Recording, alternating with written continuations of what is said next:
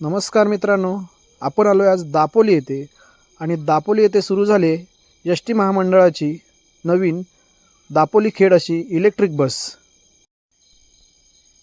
ग्रामीण भागातील प्रवाशांसाठी गारेगार प्रवास म्हणजे कुतूहलाचा विषय। शहरी भागाप्रमाणे आता ग्रामीण भागामध्ये सुद्धा अशा गारेगार प्रवासाचा आनंद घेता येणार आहे।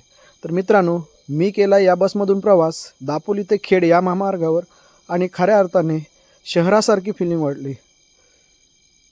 तर मित्रांनो, तुम्ही सुद्धा या बसने प्रवास करा आणि कसा वाटला हे मला जरूर कळवा। गृहराज्यमंत्री योगेशदादा कदम यांच्या माध्यमातून या महामार्गावर ही महाराष्ट्र राज्याची बस सेवा उपलब्ध झालेली आहे। तुम्हाला सुद्धा प्रवास करायचा असेल तर खेड दापोली या महामार्गावर या बस सेवेचा आनंद घ्या। धन्यवाद। पुन्हा भेटू पुढच्या ब्लॉगमध्ये। Thanks for watching.